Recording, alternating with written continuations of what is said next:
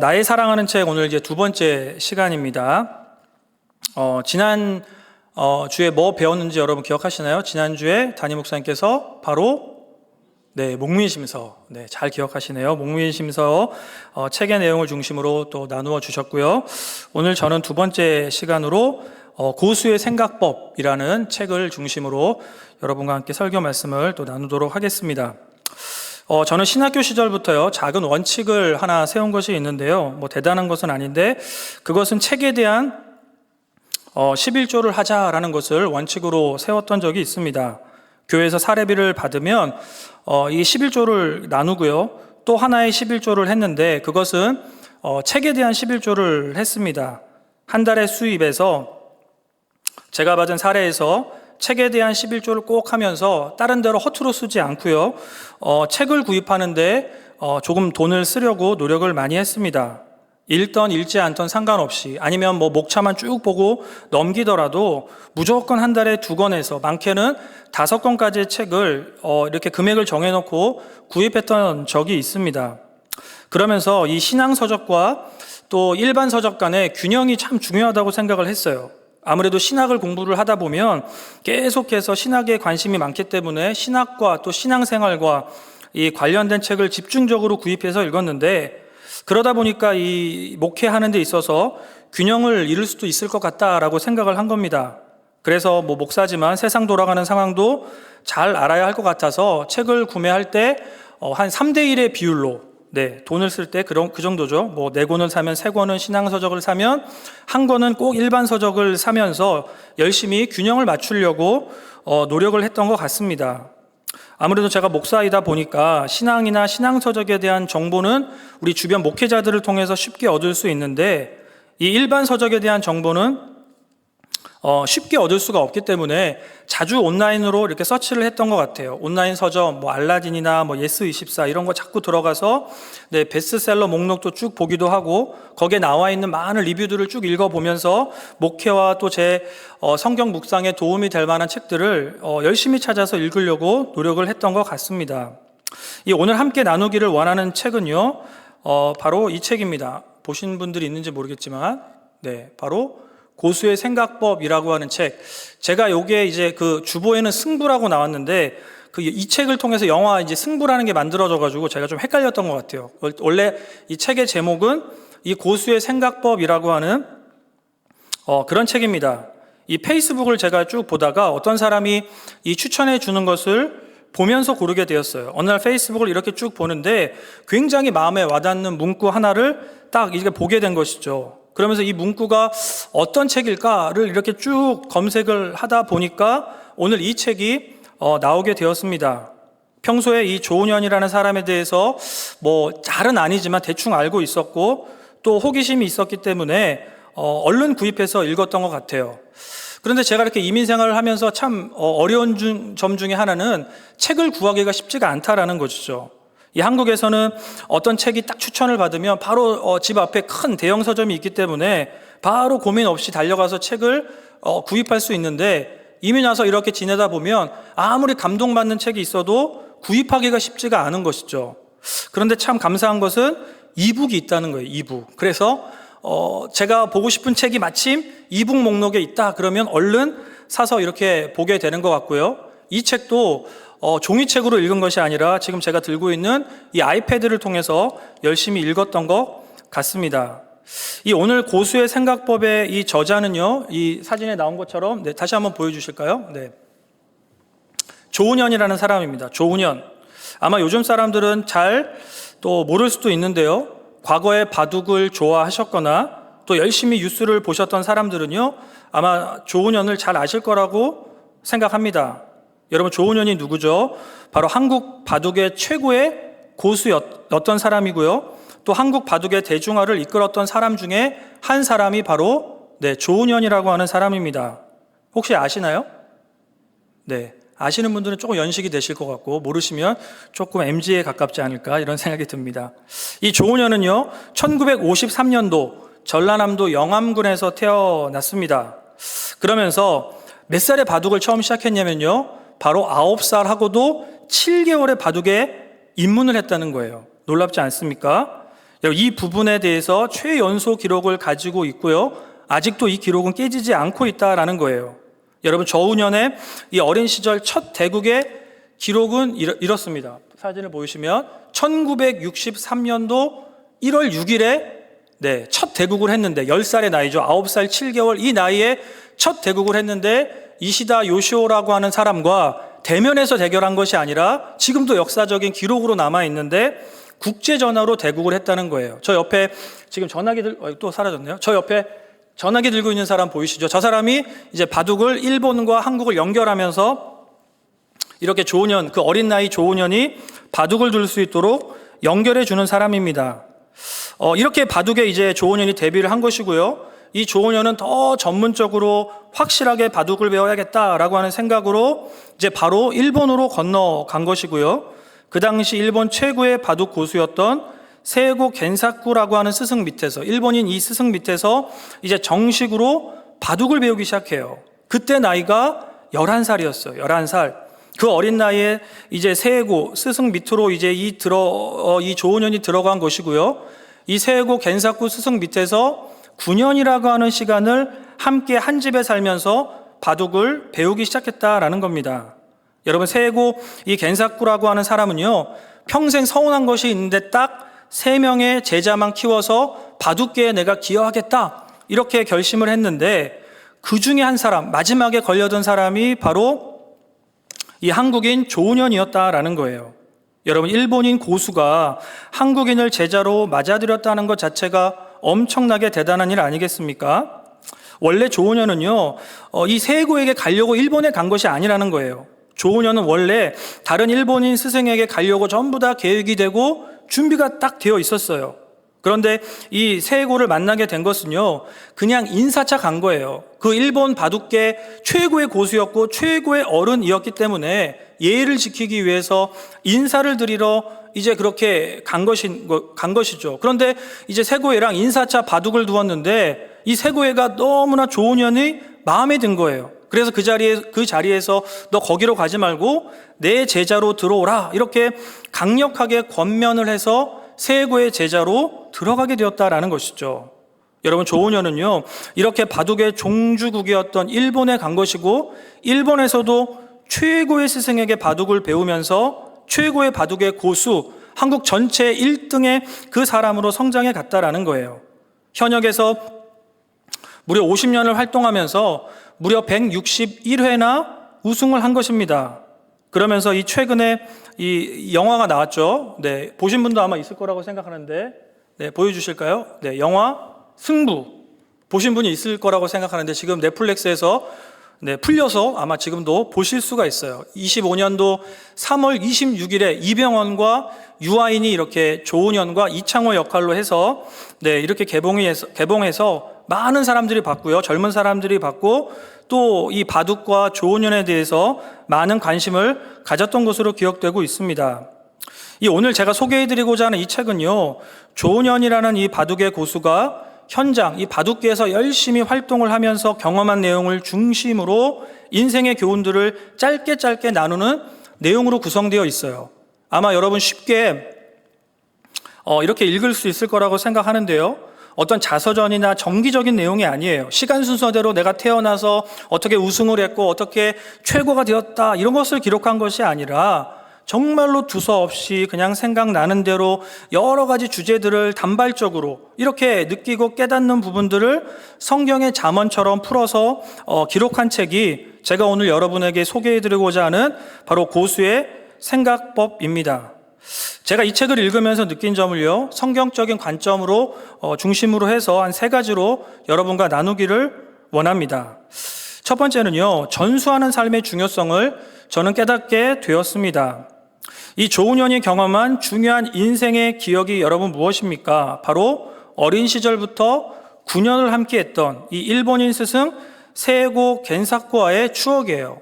바로 이 사람인데요. 네, 보이시나요? 네, 옆에가 고등학생 조은현이고 그 옆에가 그 조은현을 열심히 가리켰던 세고 겐사쿠 스승이에요. 여러분, 11살에 이 사람 밑으로 들어간 거죠. 그리고 무려 9년여 동안을 이 고수와 함께 하면서 바둑을 배운 거예요. 정말 생각할수록 대단하지 않습니까? 여러분, 어떻게 11살이면 얼마나 어려요. 저희 둘째가 지금 10살인데 그 정도 나이에 그 어린아이가 부모를 떠나서 조국을 떠나서 바둑을 배우겠다고 일본까지 간 것이고요. 그것도 모자라서 전혀 모르는 낯선 그 외국인이죠. 일본인 그 스승 밑에서 9년을 지낼 수 있겠냐라는 것이죠. 일본어도 잘 몰랐을 것이고 일본 문화도 잘 몰랐을 텐데 그 어린아이, 10살의 그 어린아이가 바둑 하나 잘 해보겠다는 마음을 가지고 외국인 스승과 함께 한 집에서 9년이라는 시간을 동고동락했다는 거예요. 여러분, 조은현이 바둑을 배우는, 습득하는 중요한 방법이 무엇이겠어요? 바로 스승과 함께 살아가는 삶이라는 거예요. 그냥 학원을 다니듯이, 바둑 학원을 다니듯이 그냥 출퇴근하듯이 그렇게 바둑을 배운 것이 아니라요. 조은현은 정말 최고의 스승과 함께 한 집에서 먹고 자고 하면서 함께 살아가면서 바둑에 대한 최고의 좋은 것들을 나누고 배웠다는 것이죠. 여러분, 그래서 조은현은요, 이 책에서 최고의 훈육, 최고의 바둑의 습득 방법은 스승의 삶이었다라고 그렇게 고백을 하고 있는 거예요. 최고의 스승이 여러분 조은현을 제자로 받아들이고 함께 살아가기까지 한 것은요, 좋은 바둑이라고 하는 것은 어떠한 기술이나 스킬이 아니라 좋은 삶과 인격을 통해서 나온다고 믿었기 때문에 그런 식으로 이 세고의 겐사쿠 스승은 끊임없이 제자들을 키웠다라는 것이죠. 여러분, 그래서 함께 살면서 바둑만 배운 것이 아니라 바둑의 고수가 어떻게 만들어지는지를 이 세고의 겐사쿠 스승은 조은현에게 물이 스며들듯이 그렇게 하나씩 구체적으로 알려주었다라는 거예요. 여러분, 그렇다고 해서 이 세고의 겐사쿠 스승이 함께 그냥 살아가면서 누구처럼 막 잔소리하고 막 이렇게 열심히 한 것이 아니라 또 할 것과 하지 말아야 될 것을 조목조목 이론적으로 알려준 것이 아니라는 거예요. 여러 가지 원칙과 규칙들을 쭉 늘어놓고 훈육에 집중하지 않았어요. 여러분, 세고의 스승은 그저 당신의 모습을 있는 그대로 보여주셨다라고 하는 것이 조은현 이 사람의 마지막 고백이었다라는 겁니다. 9년간을 함께 매일매일 살아가면서 정확하게 어떻게 바둑을 두어야 되는지, 바둑의 고수가 어떠한 삶을 살아가야 되는지를 적나라하게 보여준 거예요. 일상을 보여준 겁니다. 여러분, 조은현이 본 것, 이 세고의 스승의 어떤 모습을 본 겁니까? 세고의 스승은 어때요? 매일매일 같은 시간에 기상하신 것이고 정갈하게 단장하신 것이면서 그 다음에 가장 먼저 하는 일이 신문을 쭉 읽으셨다는 거예요. 그리고 간단하게 아침 식사를 하시고 나서요, 그리고 나서 서재에 들어가셔서 내일이 몇 시간 동안을 바둑판을 붙잡고 씨름하고 막 열심히 바둑을 연구하셨다는 거예요. 바둑을 알려주지도 않고요, 그냥 그 모습을 계속 보여주셨어요. 그러면서 지루하거나 잘 풀리지 않을 때는 어떻게 합니까? 중간중간 그 마당에 나가셔서 산책을 하시면서 여러 가지 생각들을 하시면서 고뇌하시면서 그 모습을 보내셨다라는 거예요. 여러분, 그리고 사람들을 만나서 어떻게 대하는지도 이 조은현은 유심히 보게 되었는데요. 그 당시 세고의 스승은 바둑계 정말 최고의 권위자이기 때문에 정치인이나 유명인들도요, 자주 막 찾아오는 거예요. 그런데 그런 유명한 사람들, 유력한 권세자들이 찾아와도 절대로 호들갑 떨지 않고 그냥 허둥지둥 되지 않고요, 그냥 대면 이렇게 지내시다가 돌려보내시는 모습도 보게 되고, 또 집에 오는 노숙자나 거지들이 와도 정확하게 도와줄 부분만 도와주고요, 돌려보냈다는 거예요. 그러니까 조은현이 기억하는 그 스승의 모습이 어떤 거예요? 지나치게 사람들에게 휘둘리거나 막 요동치지 않으시면서 모든 사람들을 거지든지 정치인이든지 똑같이 대하시는 그 모습, 그 고수의 모습을, 인격적인 모습을 보게 되었다라는 겁니다. 여러분, 이처럼 조은현은요, 인생의 가장 중요한 시기를 바둑계 최고의 스승, 이 세고의 겐사쿠와 함께 하시면서 많은 것을 삶으로 배우게 되었다는 거예요. 바둑에 대해서 알고 있는 모든 것, 또 바둑을 대하는 자세, 그리고 그 사람이 갖고 있는 그 모든 정신세계까지 전부 다 알려주시면서 그것을 그분의 삶을 통해서 깨닫게 되었다는 겁니다. 은퇴하고 나서 오랜 시간이 지금 이 순간까지 조은현은 그 세고의 겐사쿠 스승의 삶의 모습들이 계속 생각이 나고요, 또 삶의 중요한 원칙이 되었다라고 그렇게 고백을 하고 있는 겁니다. 여러분, 그런데 더 중요한 것은요, 조은현은 자신만 이렇게 배운 것이 아니라는 거예요. 거기서 끝난 것이 아닙니다. 한국에 돌아와서 그냥 돈 많이 벌겠다고 열심히 자기의 바둑만을 두지 않았어요. 한국으로 돌아와서 이 조은현이 어떤 일을 합니까? 세고의 겐사쿠가 했던 것처럼 똑같이 제자를 키운 거예요. 여러분, 그 제자가 누굽니까? 바로 유명한 조은현을 마지막에 뛰어넘었던 바로 이창호라는 제자예요. 보이시나요? 나중에 또 나오겠지만 이 이창호라는 제자를 받아들이고 제자로 키워요. 조은현은요, 한국으로 돌아와서 군대 문제 때문에 어쩔 수 없이 이제 한국으로 돌아온 다음에 프로 바둑 활동을 열심히 하면서 1984년 32의 그 젊은 나이에 이 이창호라고 하는, 그 당시 이 조은현의 제자로 들어올 때 이창호의 나이도 9살이었다는 거예요. 9살의 어린아이를 제자로 받아들였게 되었다는 것이죠. 여러분, 왜 이창호를 받아들입니까? 여러분, 이 이창호를, 조은현이 이 이창호를 받아들일 때 조은현의 마음이 어떤 거예요? 그 책에 그렇게 기록되어 있어요. 세고의 스승이 자신을 잘 키워준 그 사랑의 보답으로, 그 사랑을 내가 갚기 위해서 이창호를 아무런 조건이나 비용 없이 받아들이기로 했다라는 것이죠. 그러니까 무슨 얘기입니까? 놀라운 사랑과 신뢰의 전수가 일어나고 있다라는 거예요. 여러분, 세고의 또 조은현, 이 이창호로 이어지는, 여러분, 이 바둑의 계보가 얼마나 든든하고 굳건한 바둑의 역사로 기둥처럼 서 있는 것입니까? 여러분, 저는 이 책을 읽으면서 이 부분 하나가 정말 부러웠어요. 바둑은요, 이렇게 계속해서 사람을 키우고 고수로 길러내고 있어요. 사람을 열심히 키우는 것을 통해서 끊임없이 바둑에 대한 그 기술과 그 바둑에 대한 모든 것들이 전수가 되고 있는 겁니다. 여러분, 바둑하는 사람들이 열심히 예수님을 믿는 사람들도 아닌데요, 그들은 예수님의 방식을 그대로 본받아서 서로를 제자 훈련하면서 사람으로, 한 사람의 고수로 키우고 성장하고 있는 거 아니겠습니까? 여러분, 성경에서 예수님이 제자들을 가르치신 방식과 저는 너무나 똑같다고 생각해요. 예수님은 강의를 하시거나 어떤 성경 공부나 세미나를 통해서 제자들을 가르치신 것이 아니라는 것이죠. 마가복음 3장 14절인데요. 함께 읽어볼까요? 함께 읽어보겠습니다. 시작. 예.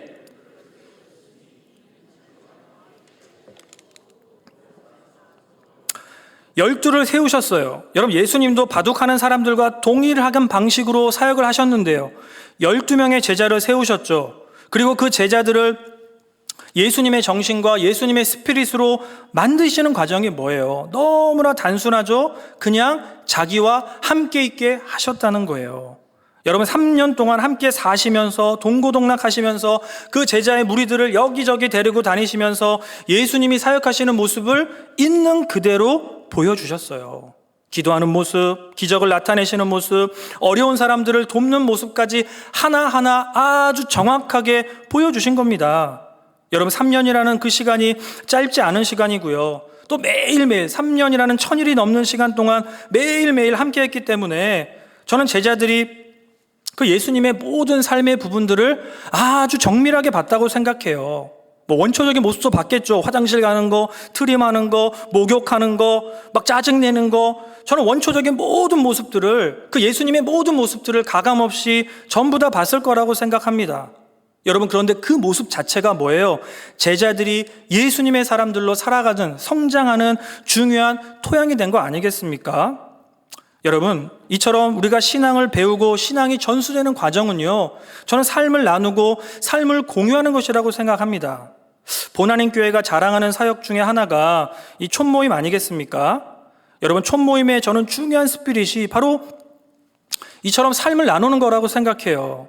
얼마 전에도 어떤 분과 이야기를 나누는데 본인은 이 촌모임을 통해서 여러 가지 정말 너무나 많은 회복과 변화를 경험해서 너무너무 좋았다라는 그런 간증을 하시는 거예요. 전에 이 다니던 교회를 여러 가지 어려움이 있어서 또 상처를 받아서 그 교회를 나오게 되었는데, 교회를 나온 후에도 한동안 교회를 다니지 못해서 너무나 힘들었다라는 것이죠. 그런데 자기가 안 가는 건 상관이 없는데 자기의 자녀들이 교회를 못 가는 게 너무나 안타깝고요, 또 신앙으로 이 아이들을 정말 교육하고 싶어서 그냥 오래오래 쉬다가 그냥 무작정 보나님 교회에 와서 일단 아이들만이라도 교육부로 보냈다는 거예요. 아이들만 겨우 보내고 그냥 등록도 안 하고 그냥 저냥 이렇게 지내다가 주변에 어떤 지인들의 도움을 받아서 이제 교회에 이제 등록을 하게 되었고요. 마지못해서 이제 억지로 끌려가듯이 촌모임에 나가게 되었다는 거예요. 그런데 그 속에서 변화가 일어난 거예요. 너무나 좋은 촌원들을 만나서 막 삶을 나누고 많은 섬김을 받고 또 주중에도 카톡에서 교제를 하고 또 피크닉도 가고 바베큐도 하고 이런 많은 일들을 하면서 상처받은 자기의 마음에 치유가 일어났다는 거예요. 강박한 마음이 녹아지고 신앙의 회복을 경험했다라고 저에게 막 간증을 하시는 거예요. 그리고 교회에 잘 정착해서 너무너무 기쁘다. 저에게 막 그렇게 기쁨으로 고백을 하세요. 그래서 제가 촌장 좀 하시라고 했더니 촌장은 안 하시더라고요. 네, 거기까지였습니다. 아무튼 우리 촌모임이 엄청난 대단한 모임도 아니에요. 그냥 일주일에 한 번 나와서 삶을 나누고 기도하고 그냥 간식 나눠 먹는 그 정도의 모임 아니겠습니까? 그런데 그 속에서 뭐예요? 우리가 알지 못하는 놀라운 변화와 회복들이 일어나고 있다라는 거예요. 여러분, 이처럼 사람이 어떻게 세워집니까? 어떻게 회복이 되는 거예요? 저는 함께하는 삶을 통해서 바른 신앙의 사람들로 또 세워진다고 저는 믿습니다. 여러분, 복음과 신앙의 전수의 핵심은요, 어떤 이론과 원리가 아니라고 생각해요. 그냥 우리가 살아가고 있는 이런 모든 삶을 통해서 신앙의 전수가 일어난다고 생각합니다. 우리 자녀와 우리 다음 세대들도요, 이렇게 부모와 신앙 선배들의 지금 이 삶을 바라보면서 전수되면서 세워지고 있는 거 아니겠습니까? 여러분, 이 책에서 조은현이 이런 말을 해요. 이런 말을 하는 참 마음에 와닿는 말이었는데요.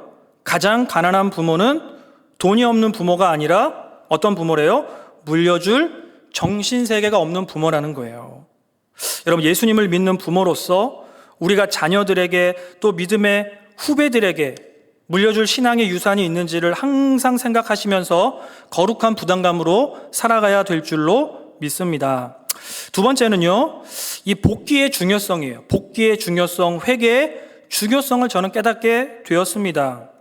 이 바둑이 가지고 있는 중요한 특징 중에 하나, 다른 스포츠에는 잘 없는 것 중에 하나가 바로 복귀를 한다는 것이죠. 경기가 다 끝난 다음에 그냥 집으로 돌아가는 것이 아니라 다시 모여서 복귀를 해요. 이 복귀라고 하는 이 단어의 사전적인 정의가 이겁니다. 두었던 바둑을 처음부터 다시 두는 거예요. 이것이 뭐예요? 바로 바둑의 독특성이죠. 바둑 대결을 마치면 다들 모여서 하나하나 그 경기들을 다시 한번 돌아보면서 점검하는 시간을 가져요. 여러분, 보통 다른 스포츠를 어떻습니까? 다른 스포츠는 경기를 마치면 그냥 다 각자 집으로 돌아가요. 기쁜 마음, 슬픈 마음을 가슴에 품고 각자의 집으로 돌아가죠. 승자 패자가 한 자리에 모여서 다시 처음부터 경기를 리뷰하고 복귀하는 일은 없어요. 여러분, 그런데 바둑은 어떻습니까? 바둑은 경기를 마치면, 대결을 마치면 승자와 패자가 다시 모여서 그 경기들을, 그 바둑의 대결들을 다시 하나하나 바둑돌을 두면서 복귀하는 거예요.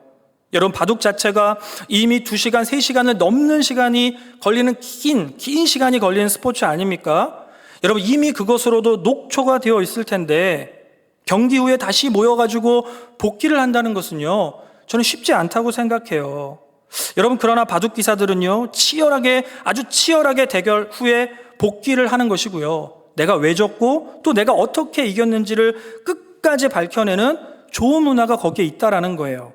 지는 경기든 이기든 경기든 어때요? 다시 복귀하면서 그 속에서 교훈을 얻고요, 성장을 이루어 나간다라는 것이죠. 여러분, 복귀의 중요한 의미가 무엇입니까? 결국 성창을과 자기 반성이라는 거예요. 여러분, 그런데 이 이겨서 복귀를 한다라고 하면요, 얼마나 좋겠어요. 승리자의 그 쾌감을 가지고 바둑돌을 하나하나 눌 때는 저는 힘들지 않다고 생각해요. 내가 이래서 이겼구나. 내가 여기 뒀으면 졌을 텐데 여기 둬서 이겼구나. 이렇게 그 승리자의 기분으로 복귀하면요, 저는 힘들지 않을 거라고 생각해요. 여러분, 그런데 졌을 때, 내가 정말 아깝게 지거나 하여튼 큰 점수차로 지거나 내가 패배했을 때 승리자와 마주 앉아서 복귀를 한다면 얼마나 싫겠어요. 다시 보기도 싫지 않겠습니까? 여러분, 그러나 조은현은요, 복귀라는 것을 수많은 경기를 통해서 반복해 보았던 조은현은 이렇게 말해요. 아플수록 어떻게 하라고요? 아플수록 자세히 봐라. 전 여기에 굉장히 마음에 감동이 되었어요. 제 마음에 너무나 와 닿았어요. 여러분, 보통 지면 어때요? 내가 패배하면 아까도 말했지만 꼴 보기도 싫은 거예요. 다시는 보고 싶지 않은 것이죠. 저도 스포츠를 너무나 좋아해서 아직도 한국의 그 프로야구나 프로농구를 보는데요. 라이브로는 이제 시차가 나서 볼 수 없어서 아침에 눈 뜨면 이렇게 성경 묵상하고 기도하고 꼭 하는 일이 이제 유튜브를 통해서 제가 하이라이트를 거의 매일 농구 배고, 겨울에는 농구 보고, 여름에는 야구 보고 이러면서 시간을 보내는데, 그런데 제가 안 보는 때가 있어요. 제가 응원하는 팀이 지면요, 절대 안 봐요. 의도적으로 안 봐요. 막 알고리즘이 떠도 막 지워버립니다. 네, 너무 마음이 아파요. 진 것도 찜찜하고 기분 나쁜데 그 지는 과정을 내가 왜 봐야 되냐는 거예요. 절대로 의도적으로 틀지도 않고 켜지도 않고 보지도 않아요.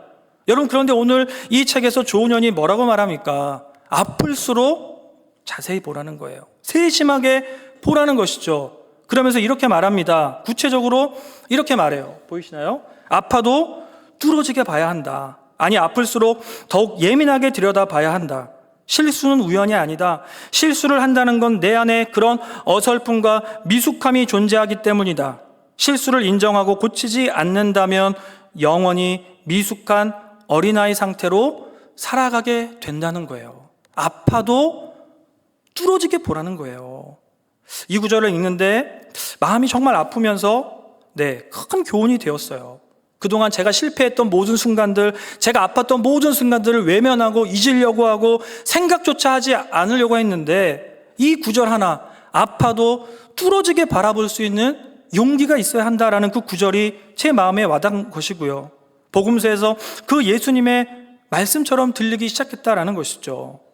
여러분, 기독교에서 복귀와 같은 그 의미를 담고 있는 것이 회개 아니겠습니까? 여러분, 예수님을 믿는 사람들은요, 날마다 회개하면서 삶을 날마다 복귀해야 한다라는 거예요. 여러분, 우리의 인생 자체가 어때요? 매일매일 바둑을 두는 것처럼 지금 이 순간에도 우리는 치열하게 열심히 살아가고 있는 거 아닙니까? 여러분, 그래서 복귀하면서 저는 신중하게 살아가는 것이 정말로 중요하다고 생각해요. 여러분, 우리의 인생이 얼마나 귀합니까? 우리의 모든 삶, 이 삶을 위해서 하나님의 아들 예수 그리스도께서 십자가에서 우리를 위해서 대신 죽으실 만큼요, 우리의 인생 자체가 너무나 귀해요. 여러분, 그래서 하루를, 한 달을, 1년을 그냥 무심히 그냥 던져버리면서 살기에는요, 우리의 인생이 너무나 귀하고 앞으로 살 날들이 너무나 많은 거 아니겠습니까? 여러분, 그래서 우리도요, 매일매일 복귀하듯이 우리의 삶을 깊이 돌아보면서 성찰하는 시간들이 저는 너무나 중요하다고 생각해요. 아플수록, 정말 큰 실패를 경험할수록 자세하게 그것들을 바라볼 수 있는 믿음의 용기와 담대함이 필요하다고 생각합니다. 여러분, 조은현도요, 날마다 그날 둔 바둑을 꼭 복귀하고 잠자리에 들었다고 해요. 왜 졌고 내가 왜 이겼는지를 확실하게 이해가 돼야지만 그것이 확인한 후에야 잠자리에 들었다라고 그렇게 고백을 하는 것이죠. 여러분, 예수님을 믿는 우리가 이러한 마음으로 회개하면서 우리의 삶을 깊이 성찰하면서 살아가야 할 줄로 믿습니다. 여러분, 예수님도요, 제자들에게 날마다 복귀하라고, 복귀란 단어는 없지만 회개하라고 말씀하신 거 아니겠습니까? 마태복음 3장 2절의 말씀을 보세요. 회개하라, 천국이 가까이 왔느니라 라고 말씀해요. 회개하라. 이 원어의 뜻을 보면 뭐예요? 한 번으로 끝나는 것이 아니라 계속해서 반복해서 회개하라, 이렇게 그 회개를 이루라고 말씀하시는 거예요. 여러분, 우리는요, 불완전한 상태에서 구원받았기 때문에 말씀과 기도를 계속 반복하면서 회개하고 거룩해져야 한다는 것이죠. 우리는 이미 구원받았지만 아직 완성된 것이 아니에요. 이 이미와 아직이라고 하는 이 긴장감 속에서 우리가 지금 신앙생활하고 있는 거 아니겠습니까? 여러분, 그래서 우리가 할 일은 무엇입니까? 날마다 우리의 삶을 말씀과 기도에 비추어 보시면서 회개해야 돼요. 복귀하셔야 돼요. 우리는 조은현처럼 날마다 지금 바둑을 두는 기분으로 살고 있는 거 아닙니까? 잠자리에 들면서 어때요? 후회가 몰려오고 반성이 되기도 하고 어떨 때는 기쁨과 감사가 나타나면서 이런 모든 감정들이 매일 밤마다 공존하고 있는 거 아니에요? 여러분, 그래서 저는 항상 그런 감정이 있어요. 기도할 수 있어서, 정말 회개할 수 있어서 얼마나 감사한지 모릅니다. 우리의 모든 삶을 하나님 앞에서, 거룩한 하나님 앞에서 복귀할 수 있어서, 하나님, 내가 오늘 이 말을 했으면 좋았을 텐데요, 오늘 내가 이런 행동을 했으면 좋았을 텐데요, 이렇게 복귀할 수 있어서 얼마나 감사한지 모릅니다. 여러분, 적극적으로 회개하시면서 우리의 모든 삶을 복귀하면서 하나님이 기뻐하시는 거룩한 삶이 되시기를 간절히 축복합니다. 마지막 세 번째는요, 인격의 중요성이에요. 마음의 중요성. 이 조은현의 인생에서 가장 드라마틱한 사건은 바로 제자인 이창호가 스승을 이긴 사건입니다. 이 책을 보시면 굉장히 많은 부분을, 그때 감정들을 이렇게 표현하는데 많은 부분을 할애하고 있는 것을 보게 돼요. 그러니까 얼마나 힘들었으면 그 이야기들을 계속 기록했겠습니까? 제자에게 진다, 스승이 제자에게 진다는 것이 얼마나 힘든 일일까요? 여러분, 물론 모든 스승들은요, 제자가 정말 잘 되기를 깊이 바라고요. 그래서 청출어람이라는 말도 있겠지만, 그러나 실제로 그 일을 실제로 경험하게 되면요, 얼마나 마음이 이상할까요? 여러분, 제자 이창호가 스승 조은현을 이긴 것은요, 1990년 제29기 최고위전에서 이창호는 조은현을 이겼어요. 그러니까 제자로 들어온 게 1984년이었으니까 6년이라는 그 시간이에요. 그 6년이라는 그 짧다면 짧고 길다면 긴 시간을 통과하면서 제자가 스승을 이기는 기적을 나타낸 거죠. 물론 그 전이죠. 88년도에도 89년도에도 계속 대결을 했지만 그때는 조은현이 완벽하게 이겨버렸어요. 그런데 1990년에 이제 대결을 결승전에서 만났는데 그 전과는 기분이 많이 달랐다고 조은현이 고백을 해요. 그 책에 기록한 조은현의 고백은 이거예요. 창호는 떠오르는 태양이었고 그 이글거리는 태양처럼 뜨거운 열기가 느껴졌고, 이번에는 혹시 내가 밀릴 수도 있겠구나 라는 것을 느꼈다는 거예요. 총 5판의 바둑을 두었는데 4번째 경기까지는 힘겹게 2대2로 붙었다는 거예요. 그런데 마지막 5번째 경기에서 결국 반집 차이로 승리를 아주 아깝게 내주고 말았다는 것이죠. 여러분, 조은현에게는 그날, 이 1990년 바로 그 2월의 그 어느 날이 얼마나 충격적인 날이었겠습니까? 여러분, 그때 그 조은현의 나이는요 37살에 불과해요. 얼마나 전성기였어요. 얼마나 혈기가 왕성하고 얼마나 오랜 시간 동안 전성기를 누릴 수 있는 나이입니까? 그런데 어떤 일이 벌어진 거예요. 10대의 제자였던, 자기의 제자였던 이창호에게 지면서 거기에서 바로 전성기가 꺾여버리고 말았다는 거예요. 이게 얼마나 조은현에게는 얼마나 쓰라린 경험입니까? 그날의 기억을 이렇게 이 조은현, 이제 그 경기하는 모습이죠. 조은현과 이창호가, 이 당시에 이창호의 나이가 15살이었고요. 그날에 대한 기억을 이렇게 고백해요. 그날 밤 우리는 같은 차를 타고 함께 집으로 돌아왔다. 한 사람은 이기고 한 사람은 지고 돌아왔으니 가족들은 축하도 못하고 위로도 못하고 난감했을 것이다. 하지만 속마음이야 어떠하든 창호와 나는 평소와 다름없이 행동했다. 나는 곧바로 잠자리에 들었고 창호는 한두 시간 바둑알을 만지다가 잠자리에 들었다. 창호에게는 태어나서 가장 벅찬 날이었을 것이고 나에게는 고통과 슬픔, 기쁨이 동시에 찾아든 매우 힘든 날이었다. 하지만 어쨌든 우리는 그날도 별다를 것 없이 똑같은 하루를 보냈다. 이렇게 고백합니다. 그 당시 그 경기를 지고 돌아왔을 때의 조은현의 감정이 이 글 속에 잘 느껴지고 있다고 생각해요.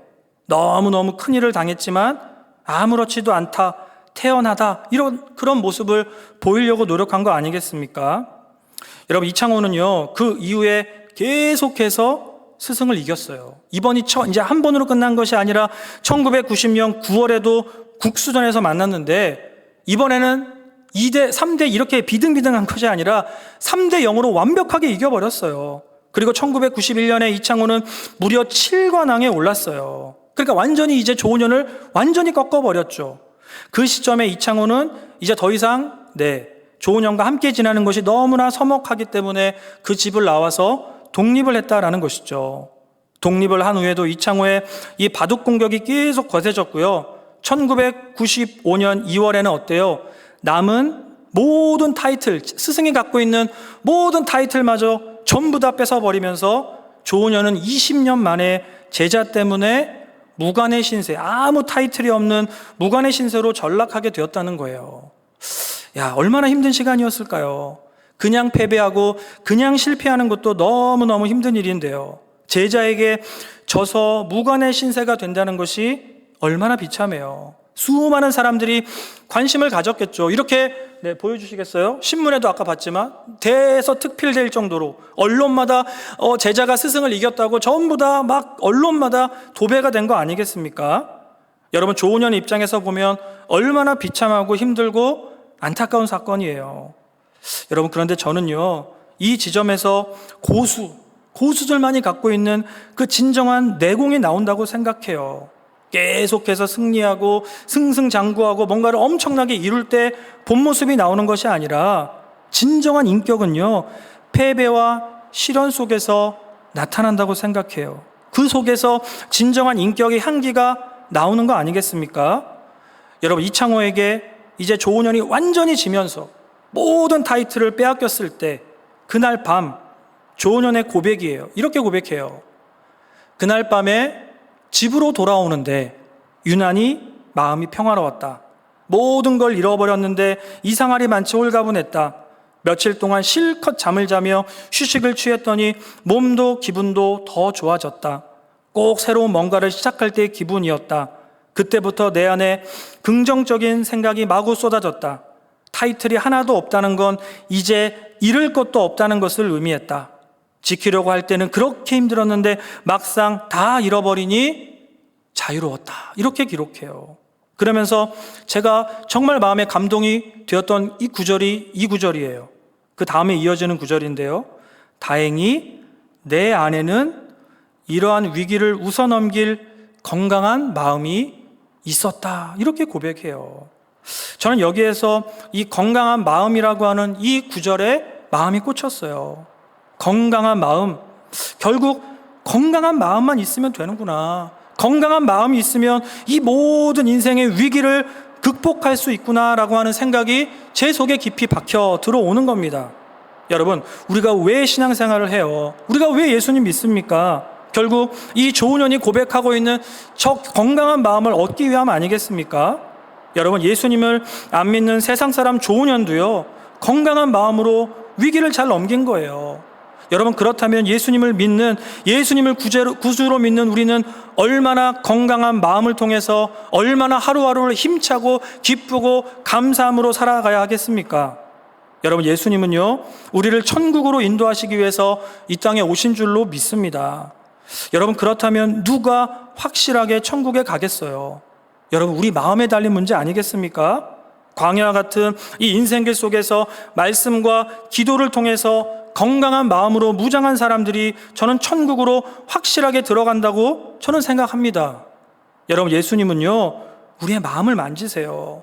강팍한 우리의 마음을 부드럽게 하시고요, 또 상처받은 우리의 마음을 계속적으로 이 말씀과 기도를 통해서 치유해 주세요. 여러분, 예수님을 믿으면 부자가 되고 성공한 실력자가 되는 것이 아니라, 여러분, 예수님을 잘 믿는 그 믿음의 결론이 무엇입니까? 건강한 마음을 가진 사람이 되는 것.